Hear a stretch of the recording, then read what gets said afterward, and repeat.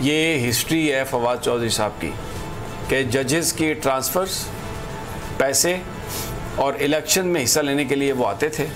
और मुझे एक साहब बता रहे थे कि वो कहते थे कि तुझे फैसला आप लिख के ले आओ। हम सिर्फ इसमें जो सबसे बड़ी बात है ना, उसको आप इग्नोर कर रहे हैं जी। जो हामिद खान साहब ने इसमें एक जुमला आपने पढ़ा है ना अभी, उन्होंने कहा कि वो ना जो फवाद चौधरी साहब हैं वो उस ज़माने में बहुत सारे मुकदमात में पेश होते थे। हाँ।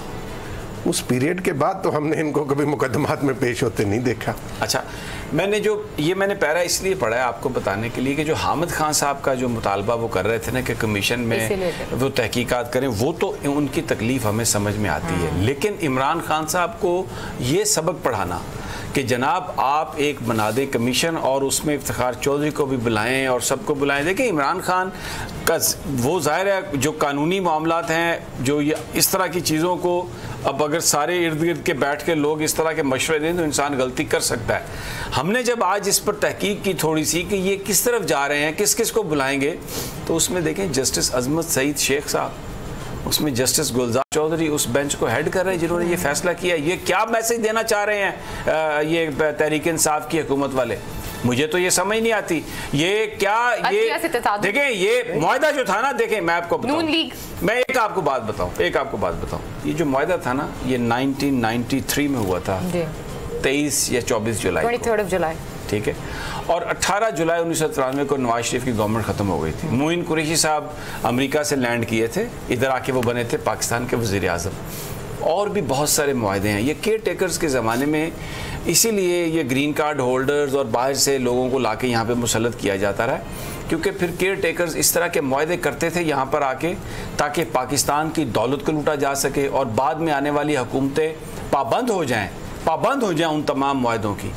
तो ये जो मुआहदा था ये पाकिस्तान के लोगों के साथ नाइंसाफ़ी थी ओरिजिनल। मैं आपकी आंखों से देख के आपका सवाल समझ सकता हूँ कि ये अगर 23 को या ये फैसला ये एग्रीमेंट हुआ है तो इसके हवाले से काम पहले हो चुका होगा। लेकिन राना साहब आपकी बात याद रखें, ये मैं आपको देखिए हम बहुत बड़े क्रिटिक हैं नवाज शरीफ के, लेकिन जिस वक्त ये मुआहदा हुआ उसकी हुकूमत नहीं थी। अगर आप ये कहें कि उसके ज़माने में काम हुआ था तो इसका जवाब मेरे पास है, इसका जवाब मेरे पास है। देखें ये जो बाहर से आने वाले लोग हैं ना, वर्ल्ड बैंक के, IMF के, अमेरिका के, ये फाइलें बनवाते हैं और इन्हें पता होता है कि क्या कौन सी फाइल कहाँ पे पड़ी है।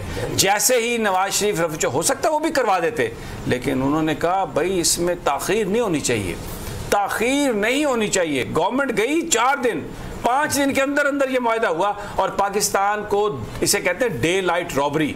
पाकिस्तान में जो ज़खायर है बलूचिस्तान में हमारे सोने के, तांबे के, उसको निकालने का ये मंसूबा था और ये बिल्कुल कौड़ियों के भाव सब कुछ दे दिया गया था। अब कोर्ट ने इसको रोका, गलत तरीके से रोका, सही तरीके से रोका, मुकदमा सही तरीके से नहीं लड़ा गया, मुझे इसका नहीं पता, वो बात की बात है।